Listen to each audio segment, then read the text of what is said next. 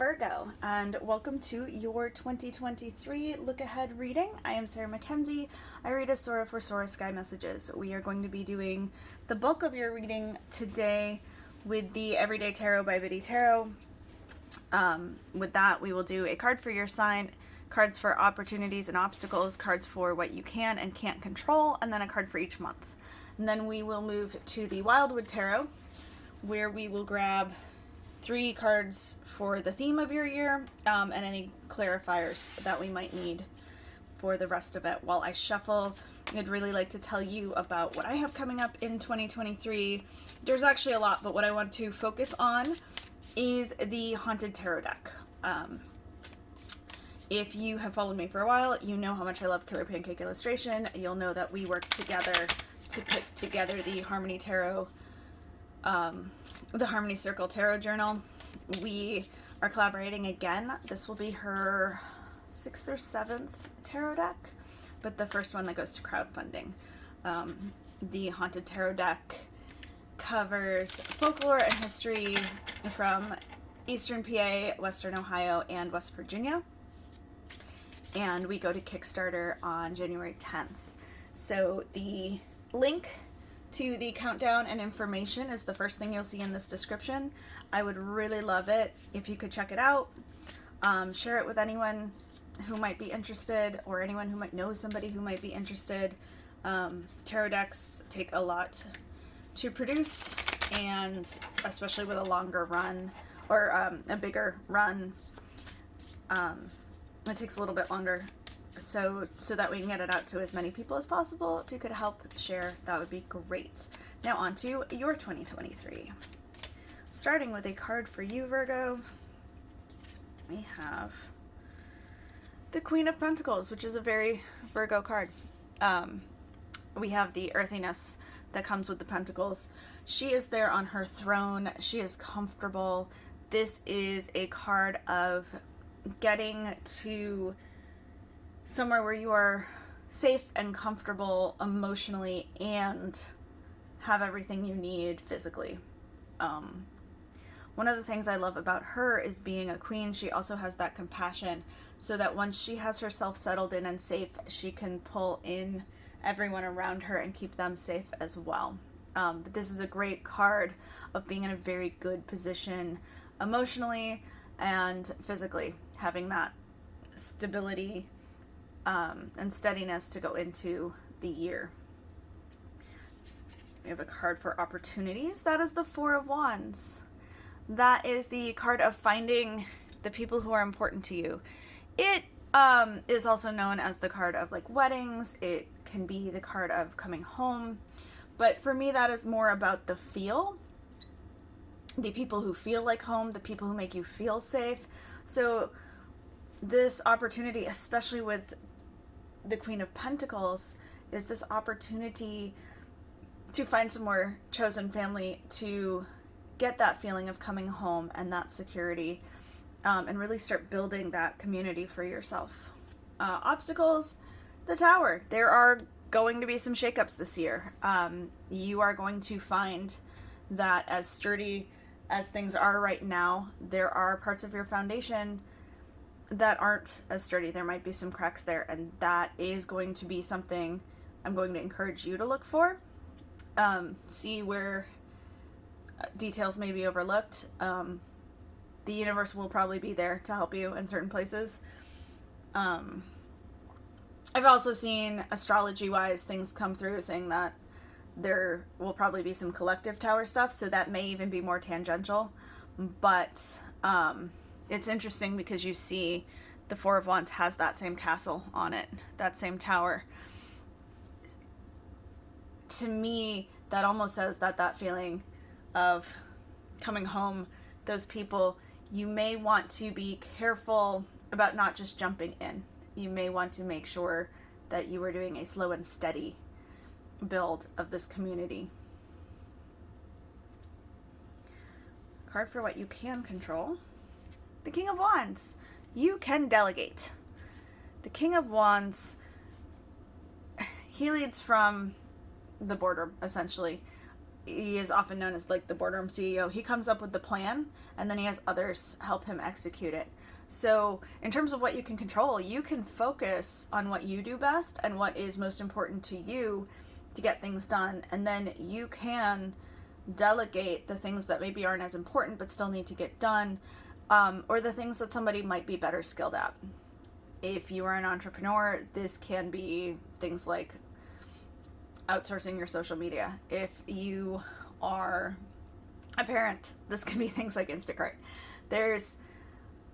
And for anything, there's always other options. If your time and energy are drained, that's the kind of thing you can look at.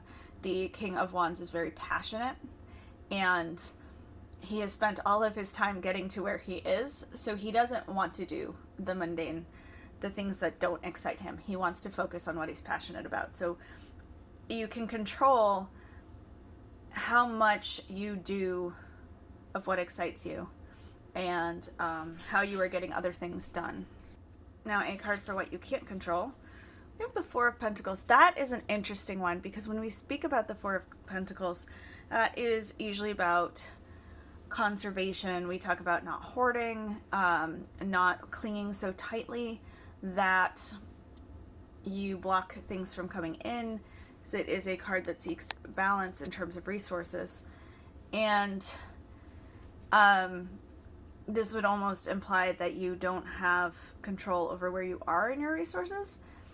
Oftentimes when the Four of Pentacles shows up, I ask if you can take some time for yourself, if you can do something for yourself. So this, what you can't control, this may be in regards to that delegation. You know, you may not be able to afford to outsource everything, but together, they kind of ask that you look at what you can. You know, maybe you can't go full out. Maybe there are things you're going to have to do for yourself for a while. But what steps can you take to start to make those adjustments? Moving on to a card for each month. In January, we have the Eight of Cups. That is a card of walking away. Specifically for the things that no longer serve, but aren't necessarily bothering you. The key with the Eight is that there is usually a sentimental attachment. But often we're walking away from things that drain us. And I find that really interesting with the what you can't control being the Four of Pentacles. Because usually if we can't take even the littlest bit of time for ourselves, it was because we are so truly dedicated to taking care of someone else. So that is just something to think about. But with those shakeups this year, you are going to want to start letting go early when you notice that it is probably becoming an issue, so it doesn't build up to that tower moment. For February, we have the Sun. This is a card of blessings, and I love that because it even works really well with these together. You see going up the mountain, getting closer and closer to the sun. When you walk away from the things that you maybe still love but aren't working for you anymore, you get to find the things that do work for you. You get to find that success, that victory, and really embrace it.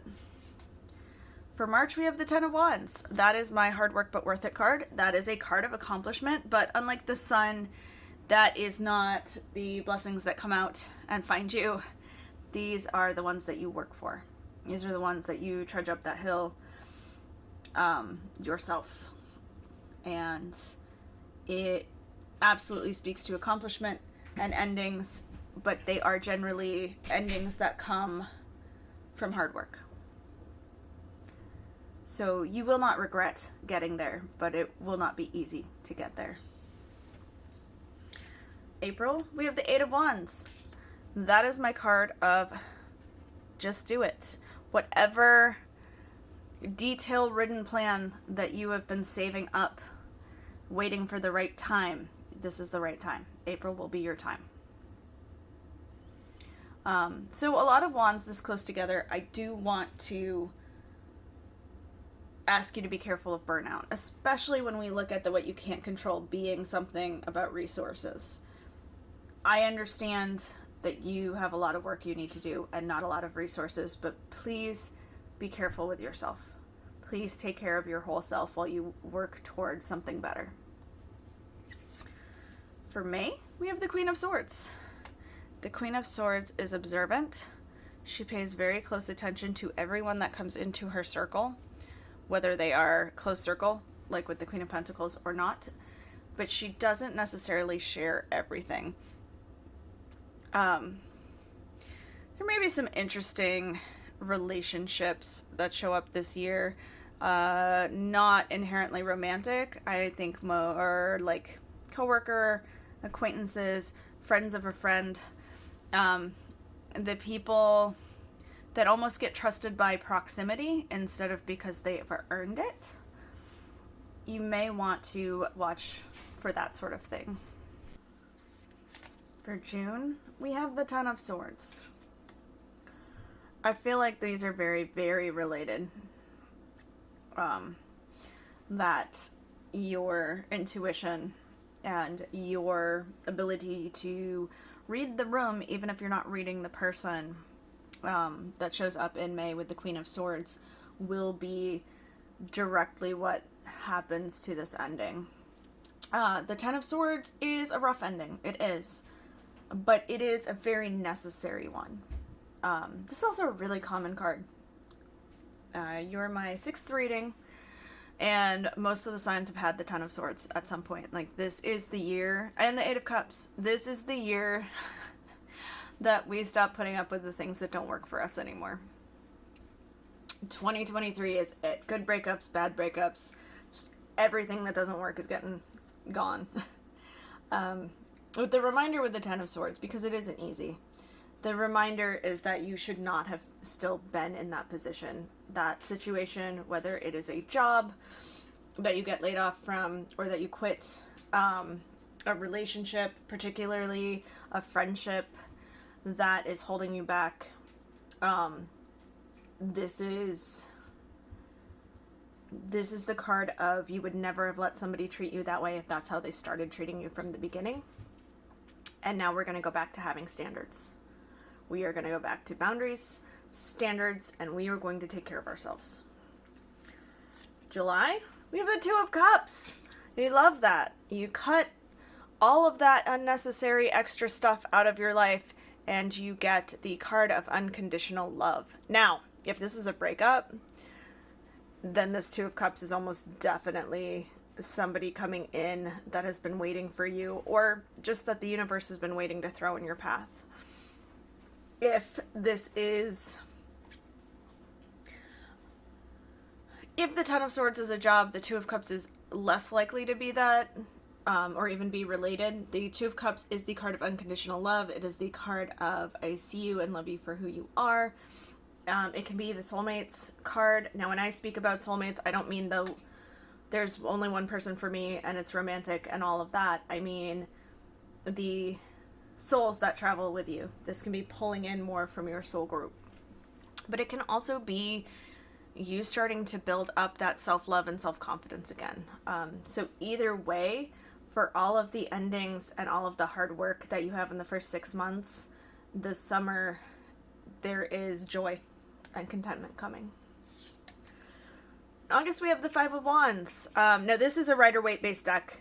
I do read this very Rider-Waite style, in which case it's usually conflict, competition.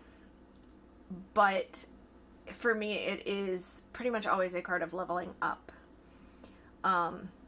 Even the way that they did it with the Simplified, it doesn't look so much like the stick fighting so much as building something together. This kind of feels like making friends out of your competition, you know, friendly rivalry, finding those people. It's interesting to me, looking back at the King of Wands as something you can control. This can almost be that. Are you working with somebody or against them? September, we have the Six of Wands. Look at you with all your wands.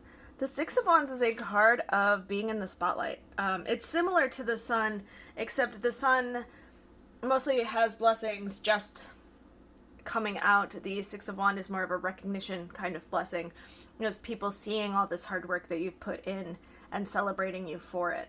I love that it did come directly after the 5, because it's like as you settle in to your community or your industry and you start to make the right kinds of relationships, you start to be noticed and start to get a lot of work done. October, we have the Knight of Wands. That is a card of adventure. Again, more wands. You have a lot of wands, and I know I keep bringing that up, but the wands, in addition to being somewhat draining and asking you, not to burn out, but they are the card of passion. They are the cards of going after your vision. This feels like 2023 is going to be your year to really try to make your dreams happen. Oh, and I know that sounds silly and very Disney Channel, but it's true. If you've had these ideas in the back of your head and now you're like, but what if I went for it? It feels like the year where you go for it. And yeah, it's not a straight, even path, but you're really making the changes necessary to make that work. And I love that. For November, we have the 9 of Cups. That is a card of contentment and happiness and confidence. That is, back with the 2 of Cups, that is when you see yourself as worthy and you start to really embrace that community and the people who say they love you. You start to really accept and understand that. And we have the 3 of Swords for December. That is generally a card of disappointment. Sometimes it's heartbreak. It could be hurt feelings. It feels like the letdown period.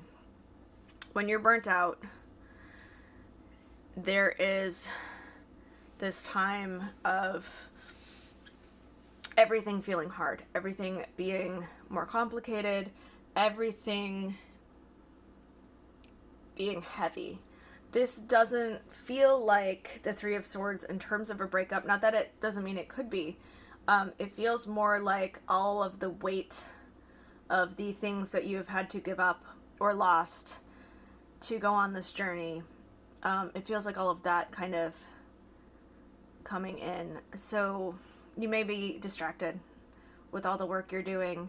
The other part of the wand cycle, the other concern other than burnout, is that going in with blinders. You may have been using this passion project as a distraction to avoid your feelings. I will never judge you for that. For one, I don't judge anybody while I'm doing the readings, but for two, I'm a big fan of distracting myself because feelings are gross.